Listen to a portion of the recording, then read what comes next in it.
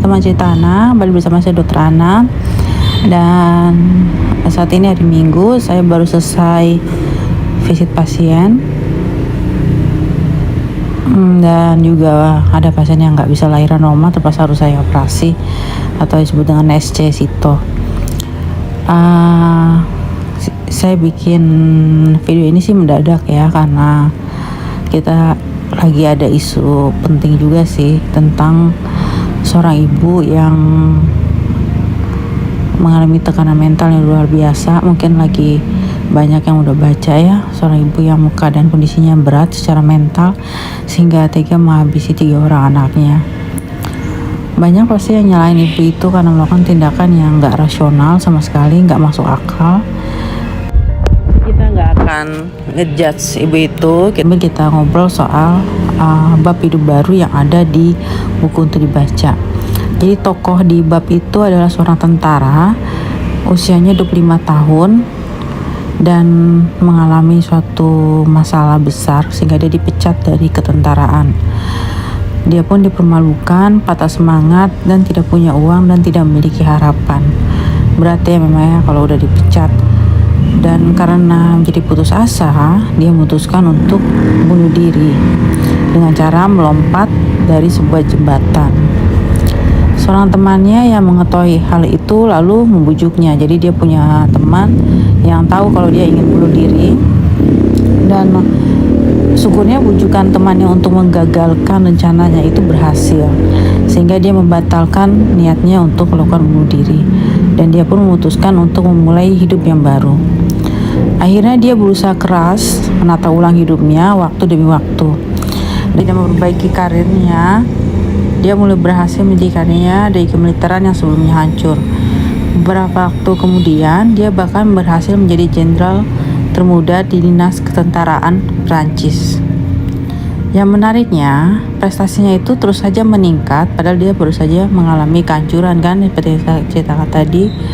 Dia sempat bunuh diri dan syukurnya ada temannya yang mengingatkan dia untuk tidak melakukan tindakan irasional itu. Dan banyak perang yang dimenangkan oleh jenderal tersebut. Banyak kemenangan besar itu dapat dicapainya sehingga dia bisa memimpin prajurit-prajurit kelelahan dan kelaparan. Dan di saat itu dia terkenal dengan kata-kata bahwa prajurit berjalan di atas perutnya. Saking hebatnya, jenderal tersebut berhasil melakukan Eropa daratan. Dan mungkin banyak teman-teman yang mengenal nama jenderal itu adalah Napoleon Bonaparte. Kita udah hampir setengah perjalanan sih. Kita ke Bima, turun dari bandara, terus belok ke sebelah kiri ke arah kota Bima. Itu bakalan ketemu sama kota Bima. Sebelumnya itu ada pantai sepanjang perjalanan. Itu pantai dari kecil saya sering lihat dan memang benar-benar pemandangannya indah ya. Tapi lama-lama kalau udah terlalu ke Bima juga biasa-biasa aja sih. Balik lagi cerita tadi ya, bahwa banyak orang mungkin akan melakukan tindakan-tindakan yang tidak rasional karena memang tekanan hidup, beban mental, ataupun kadang-kadang kehilangan sesuatu hal yang mungkin sangat berharga dalam hidupnya. Tapi ketika dia memiliki support system yang bagus, dan dalam kisah yang saya ceritakan di buku tadi, yang bukan kisah nyata seorang jenderal Napoleon Bonaparte, bahkan seorang tentara pun bisa melakukan tindakan irasional seperti ingin bunuh diri dari jembatan. Tapi akhirnya untuk tidak melakukan tindakan irasional seperti itu. Artinya bisa saja di sekitar kita ada orang-orang yang berusaha untuk melakukan tindakan yang irasional seperti melakukan tindakan bunuh diri atau melakukan tindakan membunuh seseorang atau ya hal-hal yang tidak pantas dan tidak layak ya.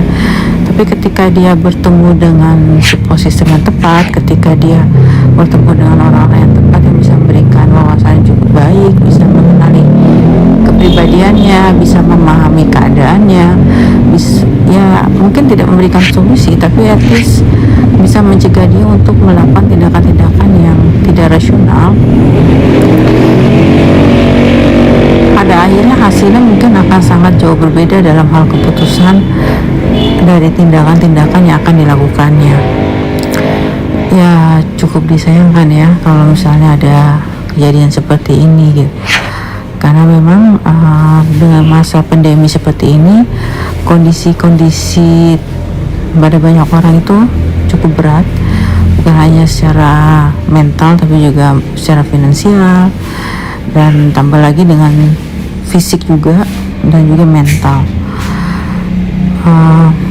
Yang kita harapkan satu sama lain, sistem di lingkungan, terutama sistem dari keluarga, memberikan support mental yang cukup baik, support system yang cukup baik, sehingga jika ada teman-teman yang mengalami kendala dalam hal psikologis, bisa tercover atau terbackup dan bisa memfasilitasi mereka untuk menghadapi kondisi yang berat.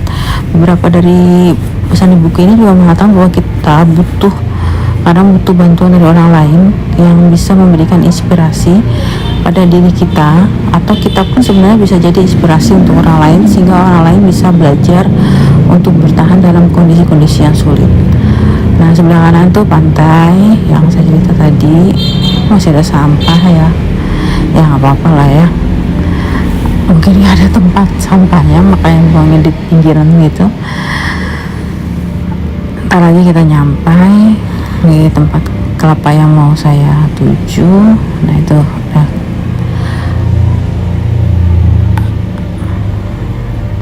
Biasanya sih kalau hari Minggu biasanya lebih ramai dari ini ya. Ini mungkin karena menjelang siang jadinya lebih sepi. Kalau yang jalur berseberangan menuju Kota Bima, dan di sebelah kanan ada pantai ya, biasa ada kelapa di sebelah pinggir jalan. Balik lagi ke masalah ibu tadi ya, cukup disayangkan ya sampai ada jatuh korban karena mungkin tidak memiliki support system yang baik, nggak ada yang mendukung dia, nggak ada yang peduli sama dia, sehingga dia nggak memiliki tempat untuk rilis stresnya, sehingga tidak bisa berbagi. Share pengalaman kita, jangan lupa like, komen, dan subscribe Cerita Ana.